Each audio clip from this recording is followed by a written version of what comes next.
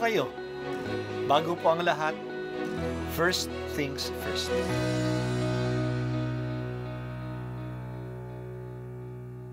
Good morning po. Sinisimulan po natin ngayon ang first things first. At dito po, tinatalakay natin sa unang bahagi ng umaga natin ay ang first readings na binabasa po sa banal na misa. Ito pong tinatalakay natin kasi madalas po kasi marami na tayong alam tungkol sa gospel readings. Pero konti po ang nagsasalita sa first readings. Pero ang first readings, bahagi din po yan ng Biblia, ng banal na kasulatan. Kaya susubaybayan po natin ang mga first readings, basahin po natin at minsan kailangan ng basahin ng 2 o 3 beses bago maintindihan kasi hindi po tayo familiar sa mga istorya at sa mga kaisipan na tinatalakay dito. Ang pagbasa mula sa 3 sulat ni Apostol San Juan. Mahal kong kaibigang Gayo, ang iyong paglilingkod sa mga kapatid, kahit hindi mo kilala, ay nagpapatunay na tapat ka. Nagpapatotoo sila sa simbahan rini tungkol sa iyong pag-ibig at lalong mabuti kung matulungan mo sila sa kanilang paglalakbay, gaya ng nararapat sa mga lingkod ng Diyos, sapagkat humayo sila sa ngalan ni Kristo at hindi tumanggap ng anumang tulong sa mga di kumikilala sa Diyos. Dapat natin silang tangkilikin upang tayo'y makatulong sa pagpapalaganap ng katotohanan.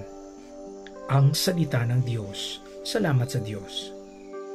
Isa sa mahirap gawin ngayon ay ang pagtatanggap sa mga hindi kakilala.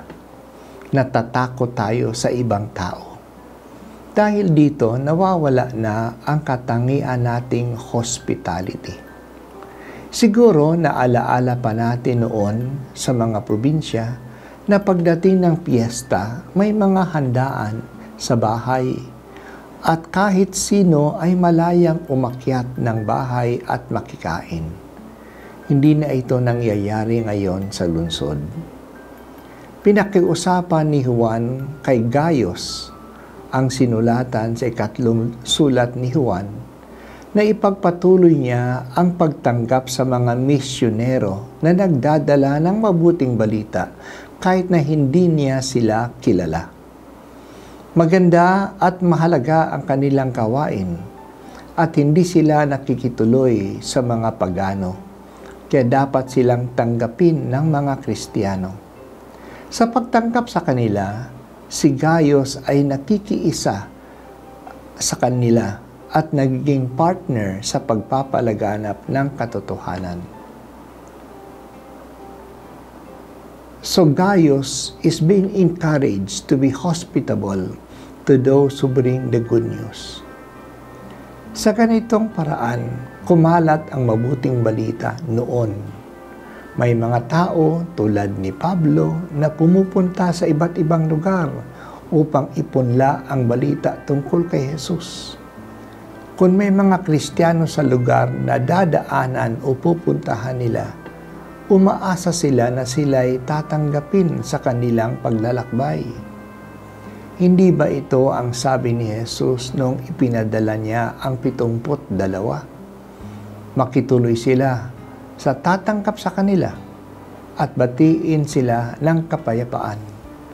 Kung maibigin sa kapayapaan ang tagaroon, mananatili ang kapayapaan sa kanila.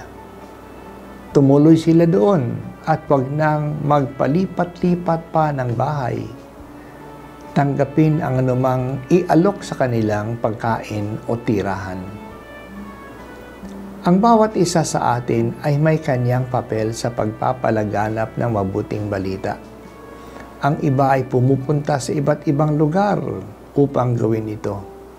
Talagang literal na ginawa nila ang huling habilin ni Jesus bago siya umakyat sa langit. Humayo kayo at ipahayag ang magandang balita sa buong mundo, sabi ni Jesus. Ito rin ang ginagawa ng mga misyonero natin hanggang ngayon. Hindi ito magagawa ng lahat, pero ang iba sa atin ay may pagkakataon na bigyang hospitality ang gumagawa ng ganitong misyon. Siguraduhin lang na ang tinatanggap natin ay yung nagdadala ng wastong balita at hindi kung ano-anong sekta. Kung hindi, guguluhin lang tayo. May iba naman na ang kanilang maiaambag ay ang kanilang panalangin. Tagapagdasal sila para sa mga misyonero. Mahalaga din ang papel na ito. Ang mga may kakayahan ay nagbibigay ng material na kontribusyon upang patuloy ang pagsuporta sa mga misyonero. Ano man ang kakayahan at pagkakataong mayroon tayo, dapat tangkilikin at suportahan natin ang mga pagpapalaganap ng mabuting balita. Ang mabuting balita na si Jesus. Magtulungan tayo sa pagpapalaganap ng katotohanan ng Diyos. Panginoon, gabayan po ninyo ang aming mga misyonero. Huwag sana manghina ang kanilang loob. Bigyan mo rin sila ng mga tao na handang tumulong sa kanila sa mga lugar na pinupuntahan nila.